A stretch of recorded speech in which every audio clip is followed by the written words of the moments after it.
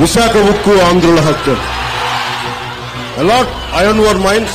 We won't allow Vizag steel plant strategic sale.